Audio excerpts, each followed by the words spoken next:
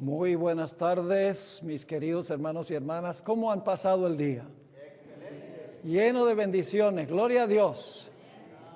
Quiero mencionar que tenemos un grupo que vino desde Washington para estar aquí esta semana. Aquí están en primera fila. Gloria a Dios. Están dándole ejemplo a todos los que viven por aquí cerca. Yo sé que es difícil a esta hora llegar acá por el tráfico. La gente sale del trabajo, es tarde, hay niños que hay que recoger en la escuela. Yo sé que es difícil y aprecio mucho la disposición que ustedes han tenido de venir acá para estas clases. En nuestro primer tema de esta noche vamos a estudiar el principio número 8. Principio número 8. Se encuentra en la página 181 del tomo 1 de su manual. Y quiero decirles que solamente vamos a estudiar hasta la página 184 para este principio, porque tenemos todavía varios principios que necesitamos estudiar y no disponemos del tiempo para exponer plenamente cada uno de los principios, pero ustedes tienen el manual y pueden notar los ejemplos allí que hay en el manual. Hay un ejemplo que es el de el manto de justicia. Voy a mencionar algo sobre eso esta noche.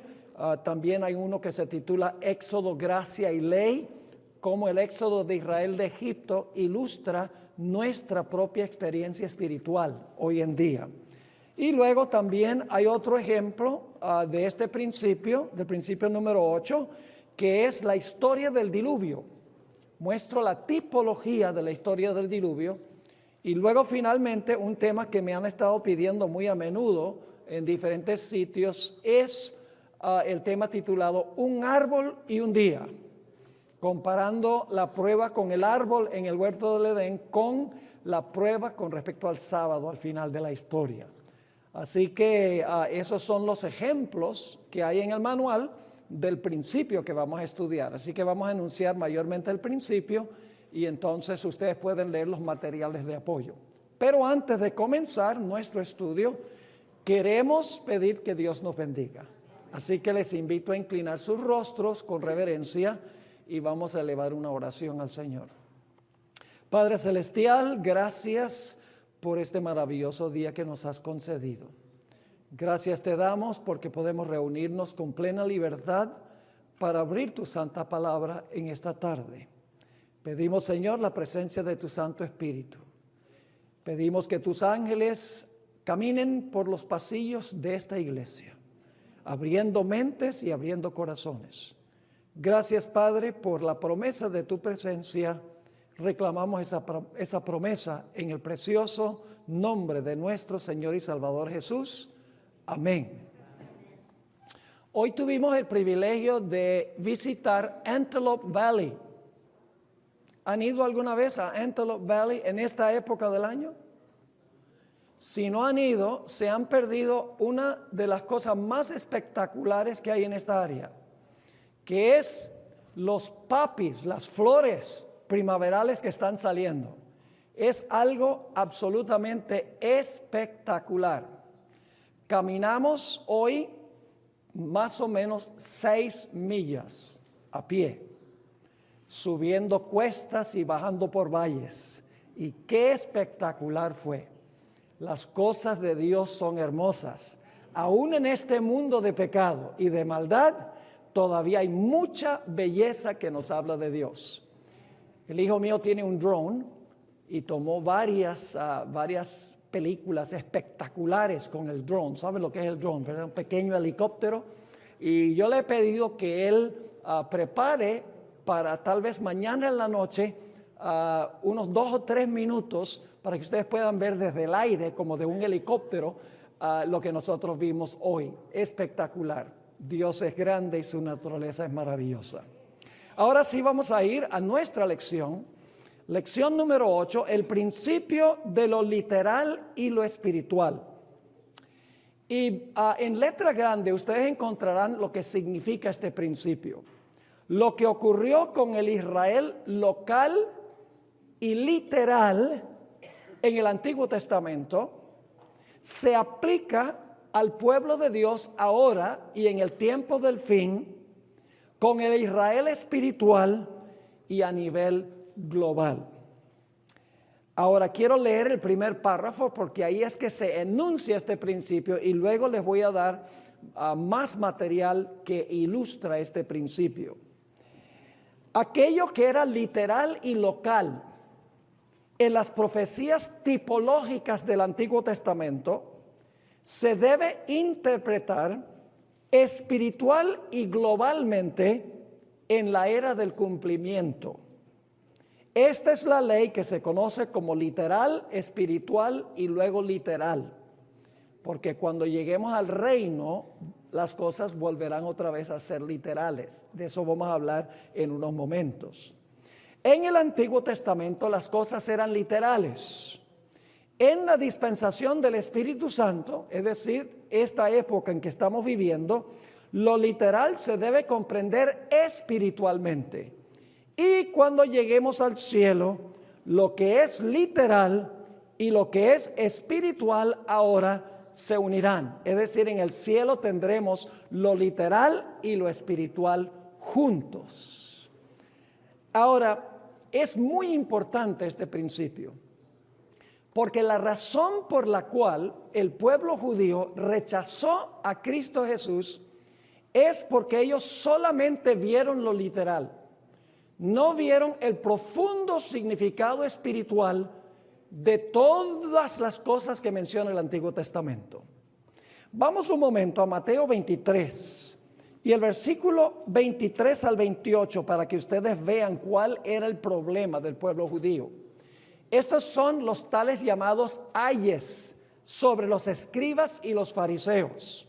Esto está sucediendo en la última semana antes de la muerte de Jesús. Y Jesús especificó cuál era el problema que tenía el pueblo judío. Solo veía lo literal, no veía el significado espiritual de las cosas literales del Antiguo Testamento. Empezando en el versículo 23, Jesús dijo: ay de vosotros, escribas y fariseos hipócritas, porque diezmáis la menta y el eneldo y el comino, y dejasteis lo que es más grave de la ley, es a saber el juicio y la misericordia y la fe. Esto era menester hacer y no dejar de hacer lo otro. Guías ciegos, que coláis el mosquito, mas tragáis el camello. Ay de vosotros, escribas y fariseos hipócritas. Ahora escuchen esto. Porque limpiáis lo que está de fuera del vaso y del plato, mas dentro están llenos de robo y de injusticia. Noten, por fuera bien, pero por dentro mal. Versículo 26, fariseo ciego, limpia primero lo de adentro del vaso y del plato, para que también lo de fuera se haga limpio. Ay de vosotros, escribas y fariseos hipócritas, porque sois como semejantes a sepulcros blanqueados, que de afuera a la verdad se muestran hermosos, mas de adentro están llenos de huesos de muertos y de toda suciedad. Así también vosotros de afuera a la verdad os mostráis justos a los hombres, mas de adentro llenos estáis de hipocresía e iniquidad. Por fuera, visiblemente muy bien. Por dentro, la historia era muy distinta. Tenían una religión externa. Ahora les puedo ejemplificar de varias formas cómo los judíos no entendían el significado espiritual de las cosas literales. Una vez el Señor Jesucristo se encontró con un personaje llamado Nicodemo. Nicodemo era un miembro del Sanedrín, era un erudito de Israel.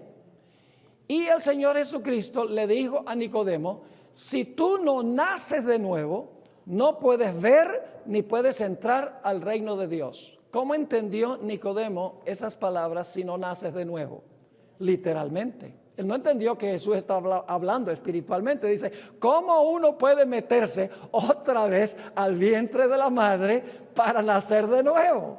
No entendió que Jesús estaba hablando de una experiencia espiritual. También cuando Jesús dijo, recuerdan que Jesús declaró, destruid este templo y en 3 días lo edificaré. Y los judíos dijeron, pero si este templo lleva 46 años construyéndolo. Pero la Biblia dice que Jesús estaba hablando no del templo literal, sino que estaba hablando del templo de su cuerpo. El Señor Jesucristo también dijo que había venido Elías. En varios textos, ustedes lo tienen aquí en el manual, en Juan 1:21 y en Mateo 17:10 al 13, Jesús dijo que había venido Elías. ¿Y cómo lo entendieron los dirigentes judíos? Dijeron, ¿cómo que vino Elías? ¿Acaso Elías se reencarnó? Lo que no entendieron es que el Elías que había venido era Juan el Bautista y vino en el espíritu y el poder de Elías, pero no era Elías literal. El Señor Jesucristo también declaró en Juan 6, si no comen mi carne y beben mi sangre, no tendrán vida en ustedes. Y enseguida se escandalizaron y dijeron, ¿cómo este hombre dice que debemos comer su carne y debemos beber su sangre? Nos está enseñando a ser caníbales. Jesús explicó lo que quería decir. Dice, la carne nada aprovecha. El espíritu es el que da vida. Mi palabra es la que da vida. Es decir, el maná, el cuerpo de Cristo no se debía comer literalmente. Cristo se asimila a través del estudio espiritual de su santa palabra, no comiendo su carne literal.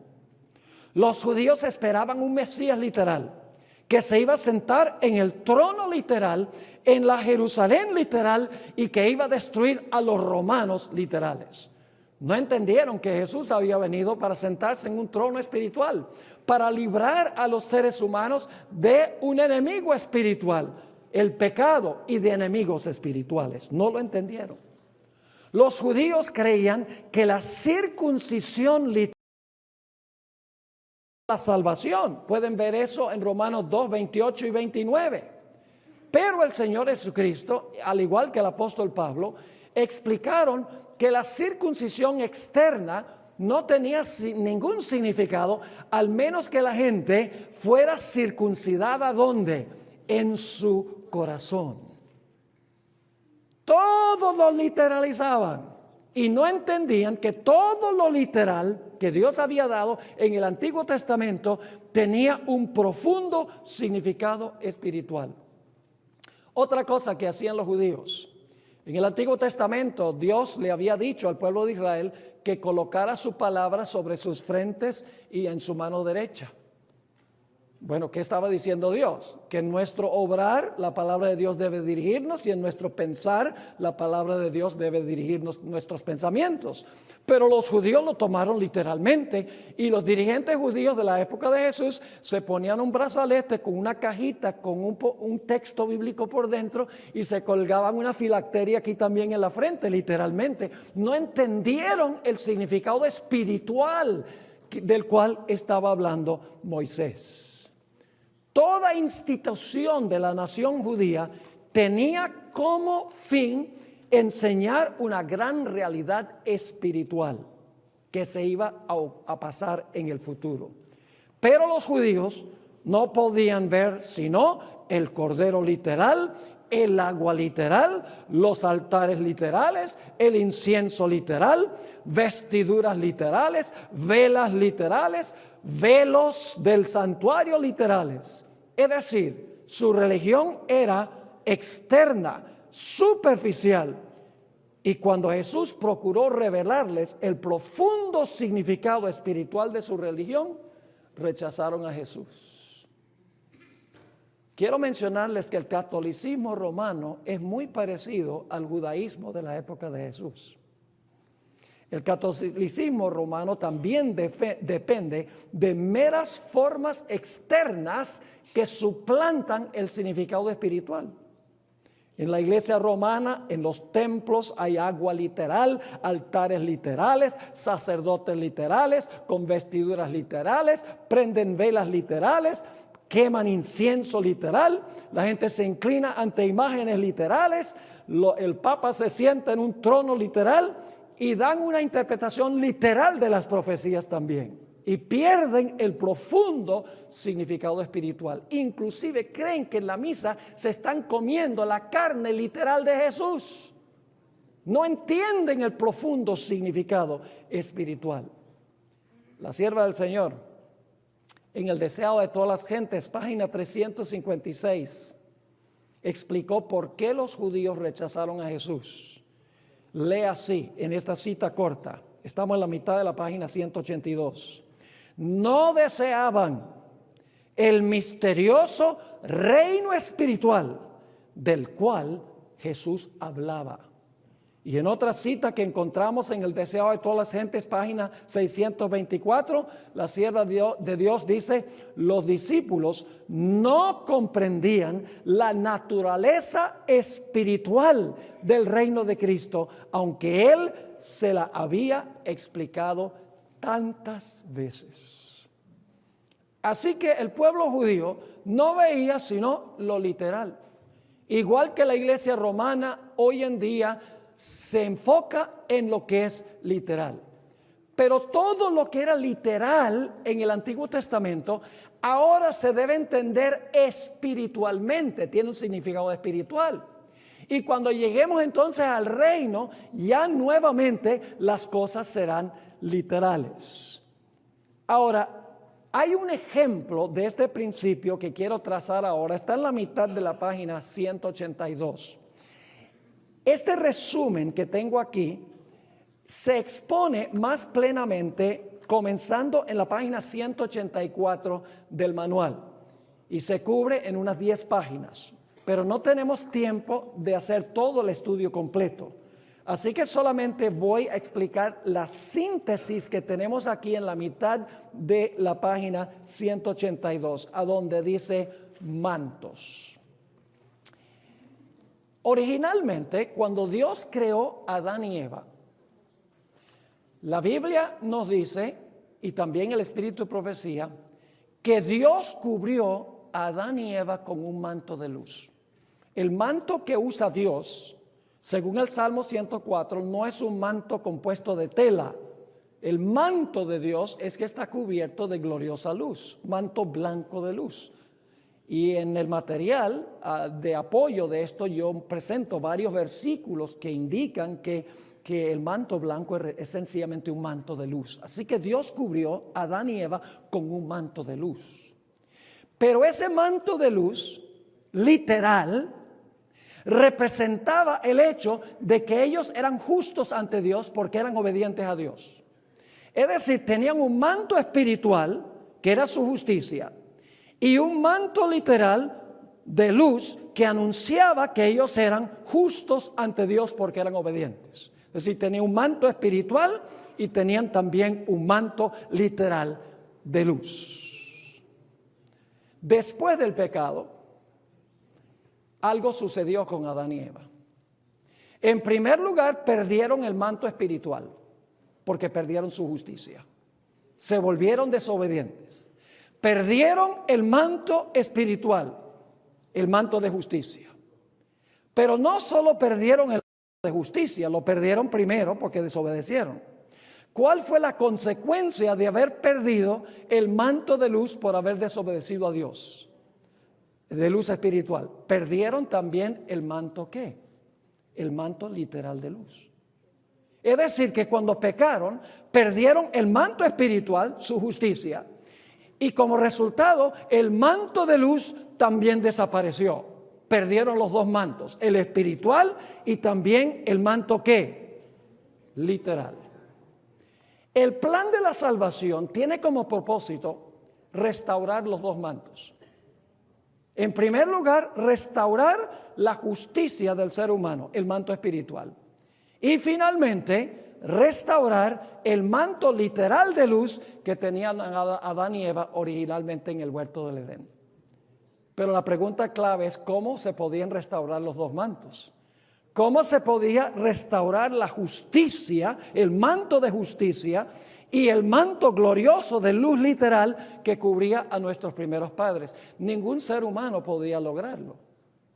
Porque la Biblia dice que todos han pecado y están destituidos de la gloria de Dios. No hay justo ni aun qué.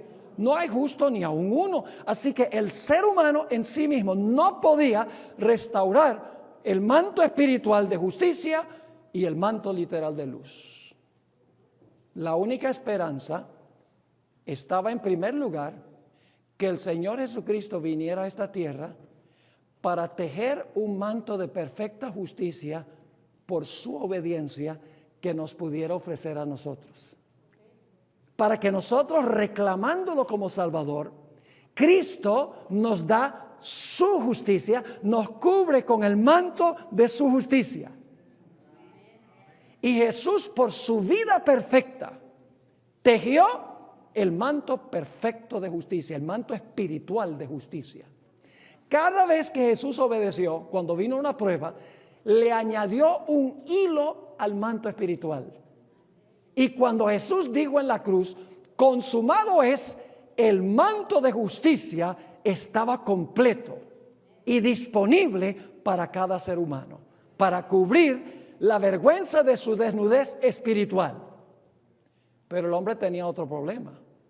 No solamente era necesario que se desarrollara un manto de justicia espiritual para cubrir la desnudez del hombre, sino que Jesús tenía también que tomar sobre sí la desnudez del hombre. Él tenía que sufrir por los pecados del hombre, tenía que tomar la desnudez del hombre. No solo tejer un manto espiritual de justicia, sino tomar la desnudez del hombre y pagar la pena del pecado que el hombre debía pagar. Y aquí es que viene algo muy interesante. Y lo que les voy a decir posiblemente sorprenda a algunos. Pero el Señor Jesucristo, cuando colgó en la cruz, colgó completamente desnudo. Le despojaron de su manto exterior y le despojaron de su manto interior. Jesús colgó desnudo en la cruz. ¿Quién debería haber colgado desnudo en esa cruz? Nosotros. Pero Jesús tejió el manto que nosotros no podemos tejer. Y Jesús tomó la desnudez que vino como consecuencia de nuestro pecado. Es decir, por su vida y por su muerte, Jesús proveyó los medios, proveyó el manto para cubrir la vergüenza de nuestra desnudez espiritualmente. ¿Están entendiendo lo que estoy diciendo? Pero ¿qué falta todavía? Yo no veo a nadie aquí cubierto con un manto de luz. Yo creo que hay muchos aquí que están cubiertos con un manto de luz espiritual, de justicia espiritual, porque han recibido a Cristo como Salvador. Y Él ha tomado su manto y los ha cubierto espiritualmente. Pero ¿qué falta? Lo que falta es lo que tenían Adán y Eva originalmente. No solo tenían el manto perfecto espiritual, porque eran justos y obedientes a Dios, sino que tenían un manto de luz, ¿qué? Literal. Yo pregunto, ¿cuándo es que el Señor Jesucristo restaurará el manto literal que tenían nuestros primeros padres? Cuando Jesús venga en poder y gloria, este cuerpo vil será transformado a semejanza de su cuerpo de gloria. Y nuevamente Cristo cubrirá a su pueblo con el glorioso manto literal de luz. ¿Están entendiendo el principio? Literal, espiritual, literal.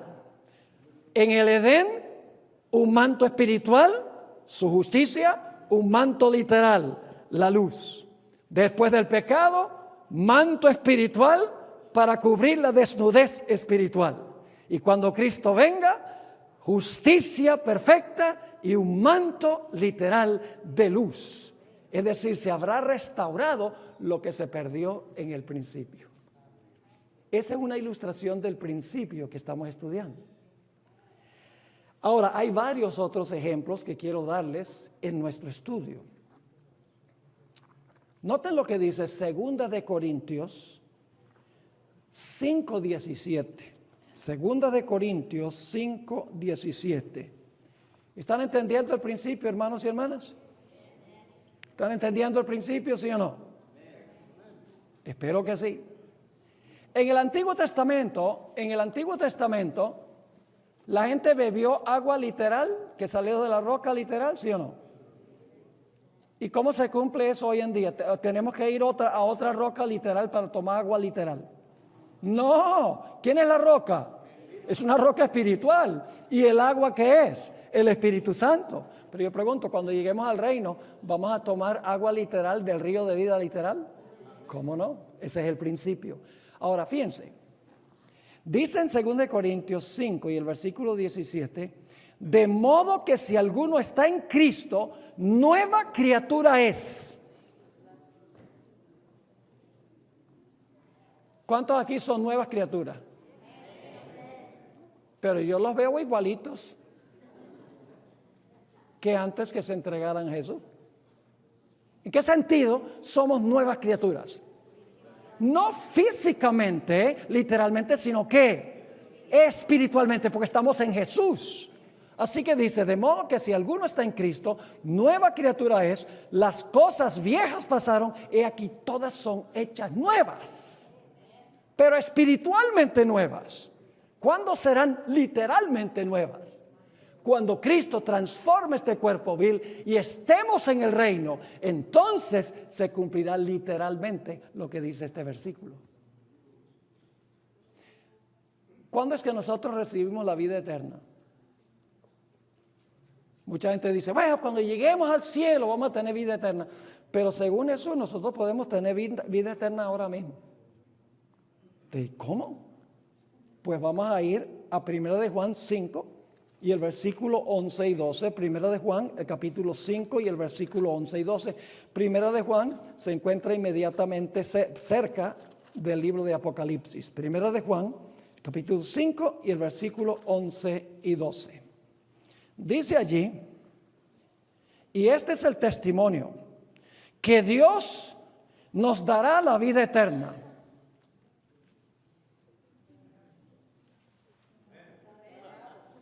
Ustedes no están leyendo la Biblia.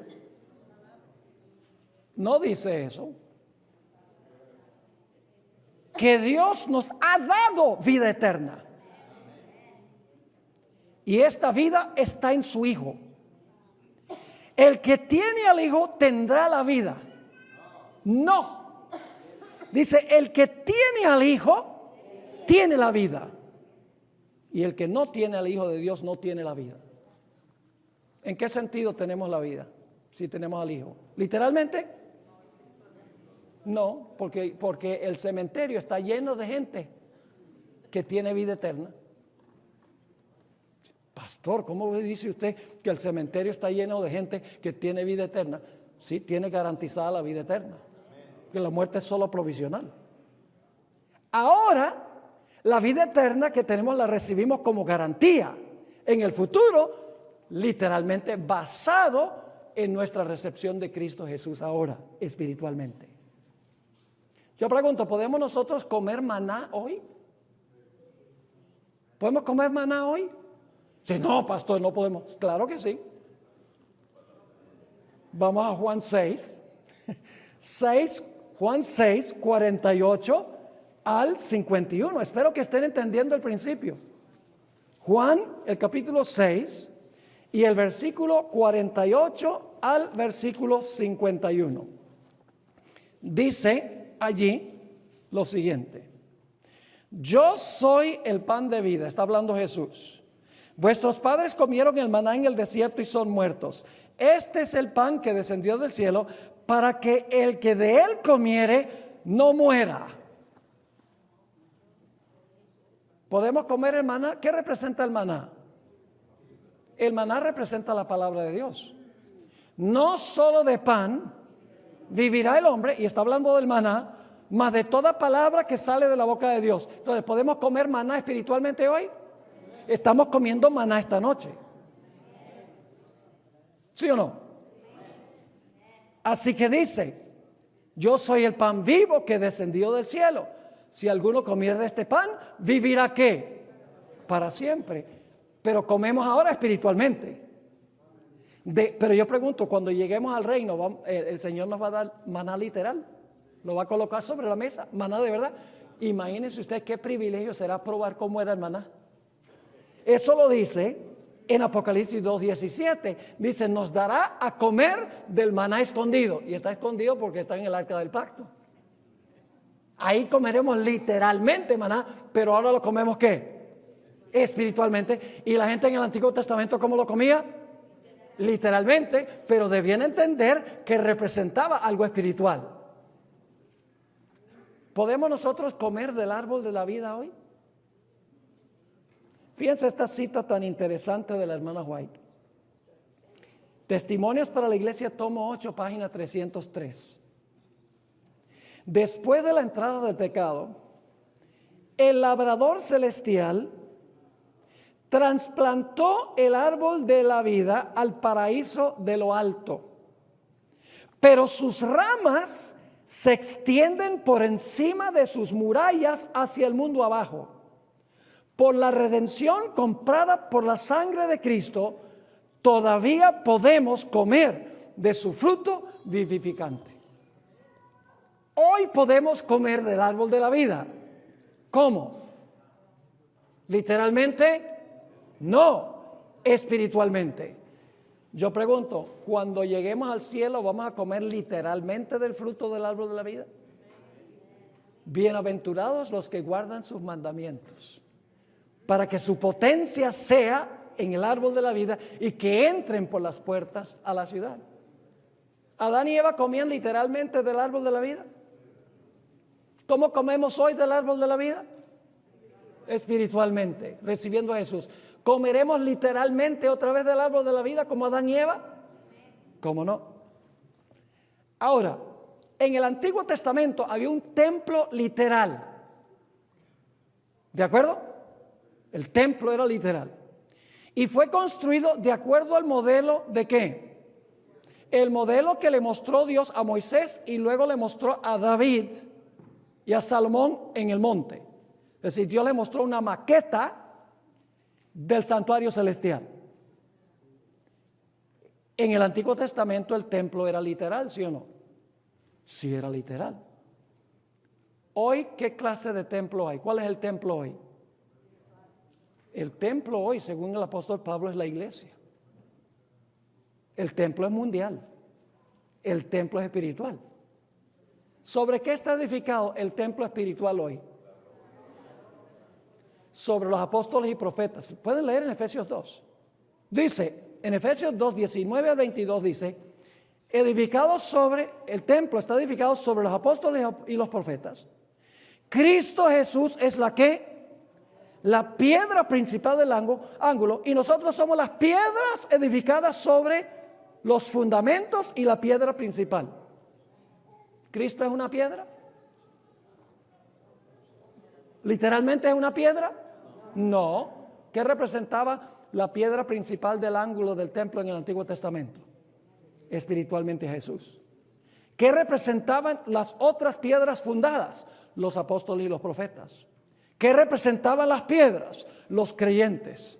Y en el Antiguo Testamento la gloria literal de la Shekinah se veía allí. La gente podía ver la gloria. ¿Cuál es la gloria en el templo hoy? El Espíritu Santo. Pero es invisible a los ojos. Es la Shekinah o la gloria espiritual en el templo espiritual que es la iglesia. ¿Están entendiendo esto? Cuando lleguemos al cielo, ¿el templo será literal? ¿Va a ser literal el templo en el cielo? ¿Tiene fundamentos literales? ¿Cómo no? Lo literal en el futuro. Lo espiritual ahora, en la época del Espíritu Santo y en el Antiguo Testamento, lo literal que enseñaba grandes verdades espirituales. Yo pregunto, ¿podemos nosotros ahora estar espiritualmente en Jerusalén? Esto es lo más interesante. ¿Saben ustedes? Que nosotros aquí estamos en Hesperia, pero si hemos creído en Cristo, estamos en Jerusalén. ¿Por qué?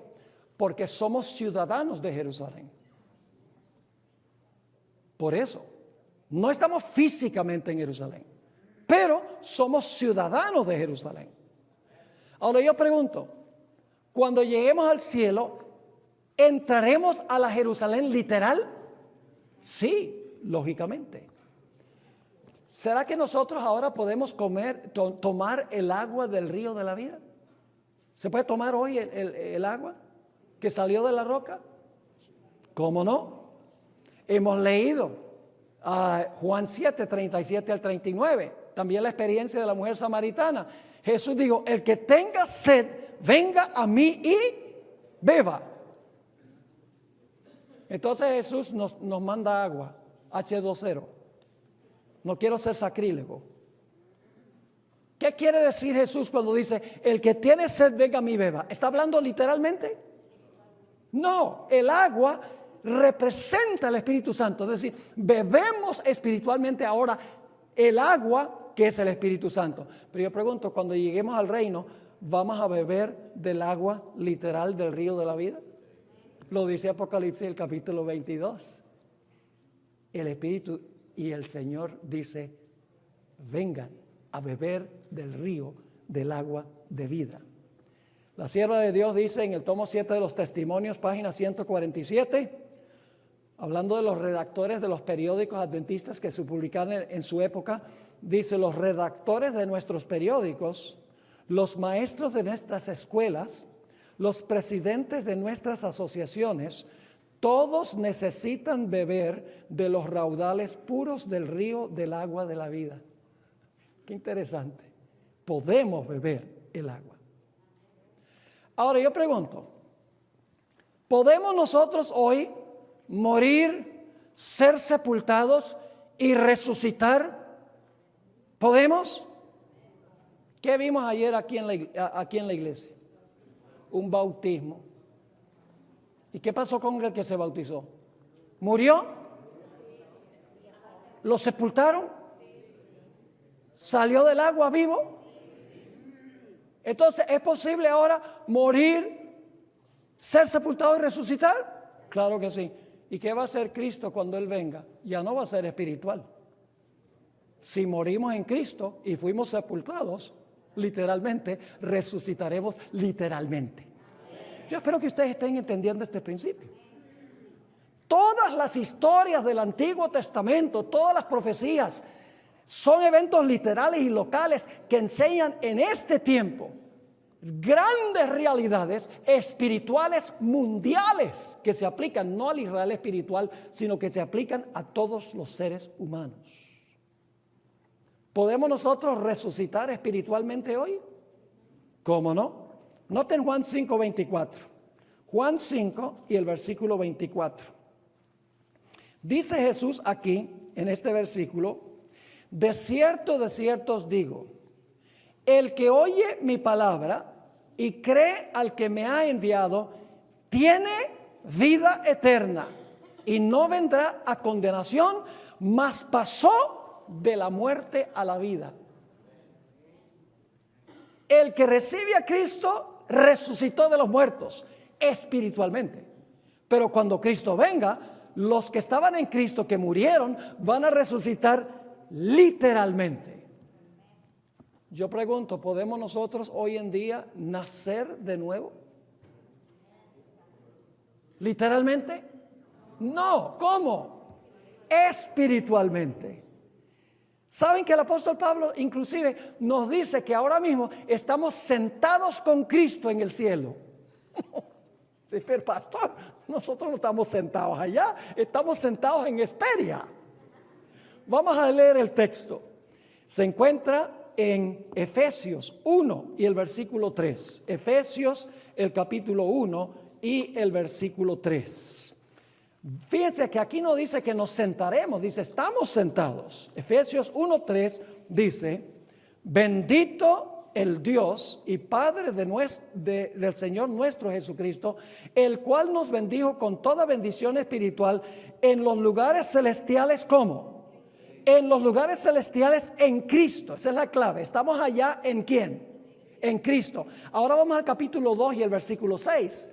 Dice en el capítulo 2 y el versículo 6, y juntamente nos resucitó y asimismo nos hizo sentar en los cielos con Cristo Jesús. A través de nuestro representante estamos sentados allá. Pero cuando Cristo venga, ¿qué va a pasar? nos sentaremos con Él en su trono. El que venciere, yo le daré que se siente conmigo en mi trono, así como yo vencí y me senté con mi Padre en mi trono. Apocalipsis 3 y el versículo 21. Yo pregunto, ¿nosotros podemos reflejar hoy la imagen de Jesucristo? Lo dice Colosenses el capítulo 3 y el versículo 10. Pero ¿cuándo seremos restaurados literal y físicamente a imagen de Cristo Jesús? Cuando Él venga en poder y gloria. Eso se encuentra en 1 Juan 3, 1 al 3. Dice, cuando Él venga, seremos como Él porque lo veremos tal cual Él es. Ahora, hay otros ejemplos que podemos dar ahora. ¿Podemos nosotros hoy acercarnos al trono de Jesús?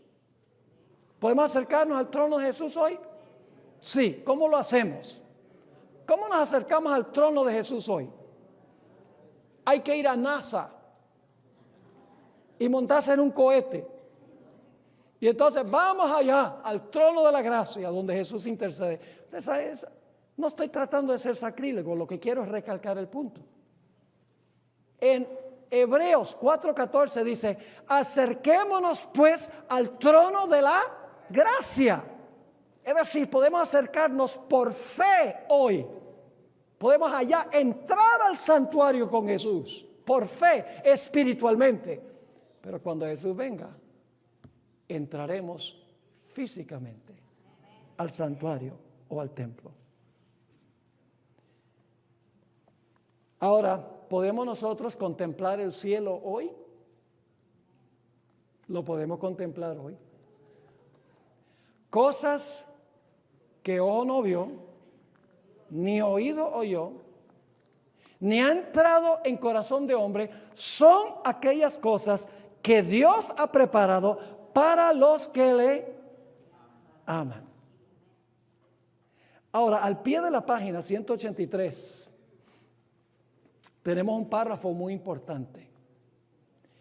Cristo está presente literal y personalmente en el santuario literal, en la Nueva Jerusalén literal. ¿Entiende lo que estoy diciendo? Cristo está presente literal y personalmente en el santuario celestial literal, en la Nueva Jerusalén literal. Algunos dicen, no, el santuario, allá no hay un santuario. Dice, allá no hay un santuario, el santuario es espiritual. Sí, aquí es espiritual, pero no allá. Porque este principio nos indica que lo que está allá es muy literal. La ciudad tiene muros literales. Sus fundamentos son piedras literales. Tienen puertas de perla literales. Tiene un árbol de vida literal. Tiene un río de vida literal. Con un santuario literal. Porque lo literal está allá. Lo espiritual está aquí. En el Antiguo Testamento había un simbolismo literal allá en Jerusalén literal con el santuario literal. ¿Me están entendiendo lo que estoy diciendo? Ahora escuchen bien. Pero también Jesús está presente en el templo terrenal. ¿Cuál es el templo terrenal? Ya lo dijimos. ¿Cuál es el templo terrenal? La iglesia. Lo dice Pablo. Le dice a los corintios, no está hablando solo a individuos, dice, ¿no saben ustedes que ustedes son el templo del Espíritu Santo? La iglesia es el templo, los fundamentos son espirituales, la piedra angular es espiritual, las piedras que sobreedifican son espirituales y la Shekinah es el Espíritu Santo, presencia espiritual de Jesús. Así que Cristo está presente en el templo terrenal, que es la iglesia, pero ¿cómo está presente? Espiritualmente y mundialmente. Entonces, cuando la Biblia dice que el anticristo se va a sentar en el templo de Dios, ¿a dónde se va a sentar? Se va a sentar allá en Jerusalén, ¿cierto? Allá en Jerusalén, allá se va a reconstruir el templo literal allá, y entonces allá se va a sentar el anticristo y va a blasfemar a Dios y va a ser una estatua bien grandota. No, eso pasó literalmente en el Antiguo Testamento. Pero hoy se debe entender cómo. espiritualmente y globalmente. Muy importante este principio, veremos más y más a medida que estudiamos. Ahora, sigue diciendo aquí, la tierra santa hoy se encuentra a donde está Jesús.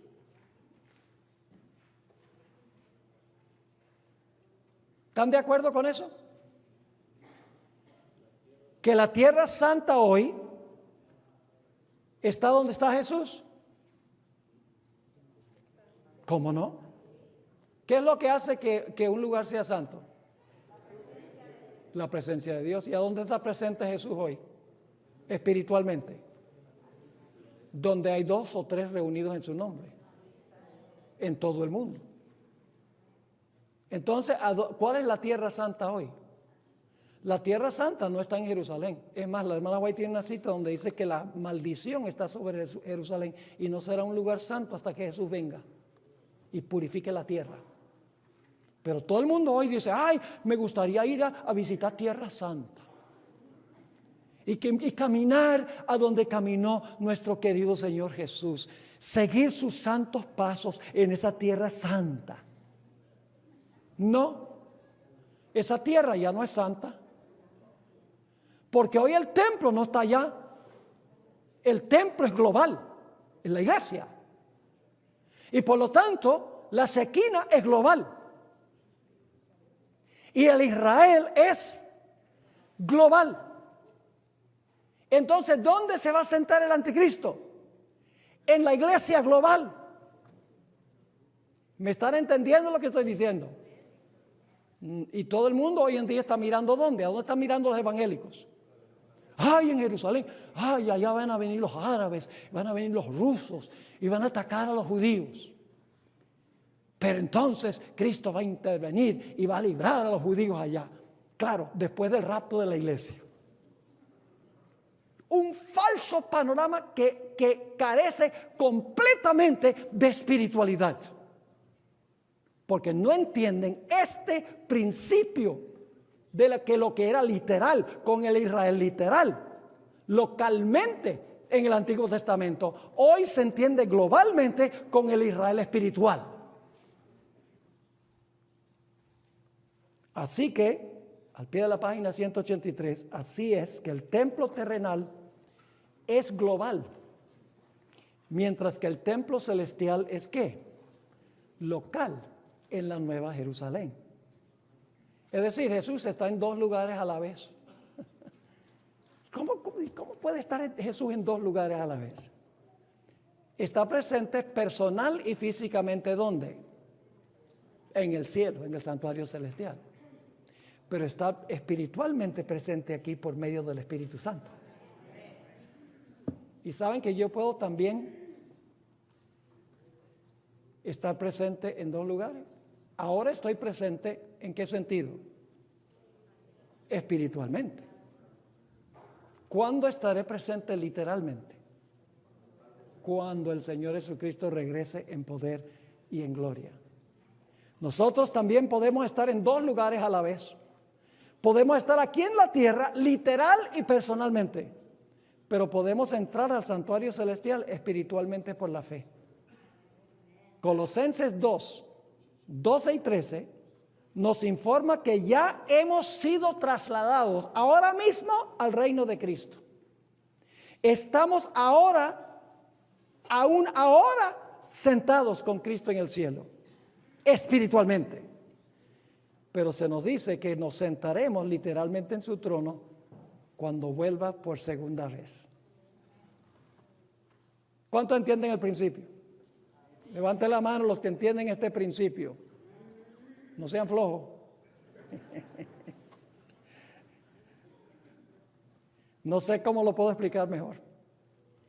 Literal, espiritual, literal. ¿Sería un error garrafal literalizar ahora lo que es espiritual en este tiempo? Eso es lo que hacen los futuristas. Hacen que todas las profecías del Antiguo Testamento se cumplen ahora con el Israel literal, allá en Israel literal, con el templo literal, 3 años y medio literales, una imagen literal, un tatuaje literal, y no entienden que todo eso que era literal en Daniel 3, la imagen y la bestia, Nabucodonosor vivió por un tiempo como bestia,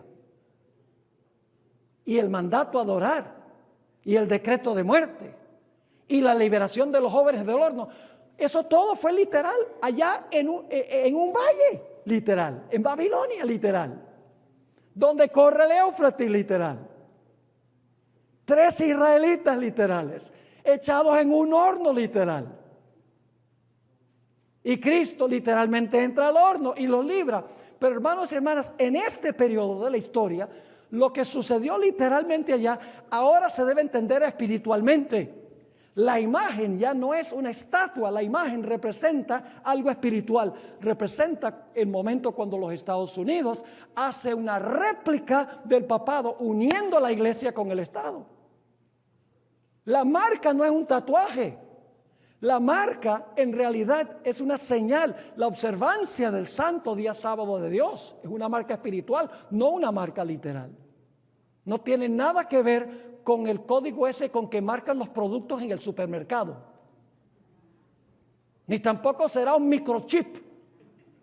Esa no es la marca de la bestia. La marca de la bestia es un asunto espiritual. Y esto sucede globalmente. No con 3 judíos literales, con todo el Israel espiritual de Dios, todo el pueblo de Dios. Jesús intervendrá para librar a todo su pueblo de las llamas del fuego del tiempo de angustia. El pueblo de Dios es libertado. Todo el que se hallare escrito en el libro. Este principio es crucial y clave para entender las profecías. Si no entendemos este principio, vamos a caer con todos estos literalismos que se están creando hoy en día, inclusive en la iglesia adventista. Increíble. Ahora, para concluir, quiero que miren esta lista aquí, que se encuentra en la página 184, los que tienen el manual.